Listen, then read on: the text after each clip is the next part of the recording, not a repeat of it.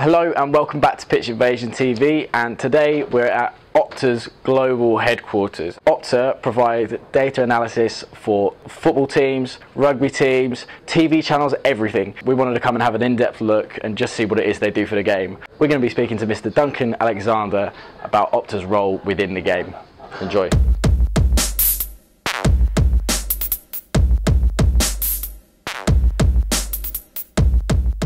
My name is Duncan Alexander. I'm the head of content and customer service in the UK. So we look after all the content that goes out to clubs, the media, betting industry, and we kind of try and filter the data and make it palatable for whoever's using it. I've been at the company about 10 years, so I've kind of seen the company grow from a fairly small company in quite a niche area to the kind of data revolution, if you like, and where it is now, and hopefully at the vanguard of analytics. Look at Monday Night Football now, and there's an hour of build-up and an hour post-match, and they're combining kind of expert analysis with data and hopefully giving fans the kind of story behind the game, really, which is what I think people are interested in. In terms of the journey from the pitch to reaching someone at a club, for instance, obviously the game is going on in a stadium.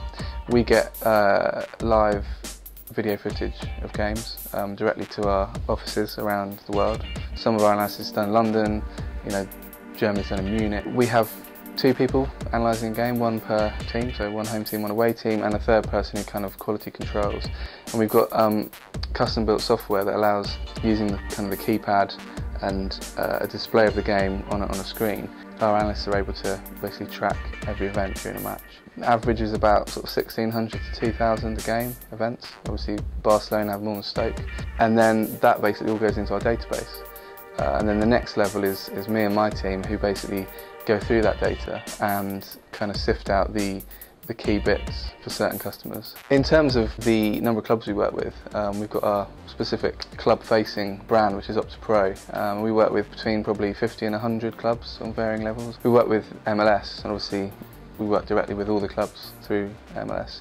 And then in other leagues, say in England or Germany or wherever, we actually work directly with clubs. Different clubs want kind of different things from us, really. It can range from things like data for scouting, comparing players and sort of unearthing talent from obscure leagues. So we've actually added a lot of other leagues in recent years. A lot of clubs are, are looking in Russia or Belgium or Mexico or a place like that. And then the other element is performance.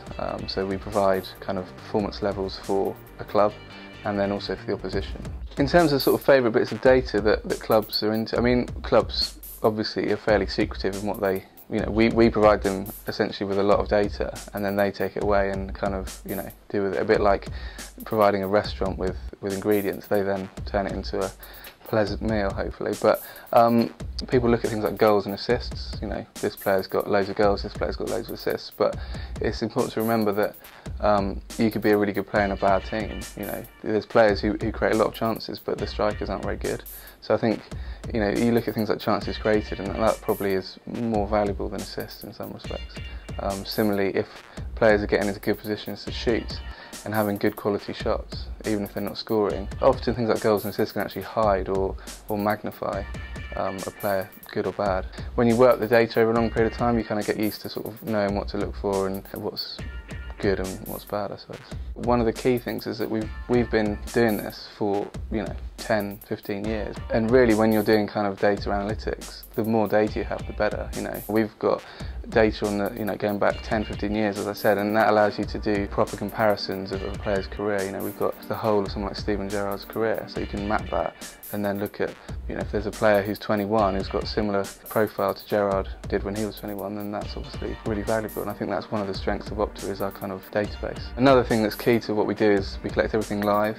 Other data providers, it's only available post-match or at certain periods after a game. Everything we collect live, which obviously allows us to work in mediums like straight to sort of match centres. If you're a club, feasibly you can have our data and you can analyse it at half-time, and if you've set players certain targets to hit during a match, you've got that data available in real time as the match progresses. The future of Opta, we've recently been bought by Perform, and I think in terms of the growth of analytics and data, hopefully we're still at the vanguard of that, and I think it's only going to grow. I mean, you know, we've started working with a number of TV stations this year that we haven't before, and there's a general kind of acceptance of data as a real element in football coverage. And also I think you see a lot of players now who are coming to the end of their careers and going into punditry or management, and they've grown up through their whole career with data and with analysis. 20 years ago, ex-players would have been a bit, well, what's this? Whereas now it's, you know, the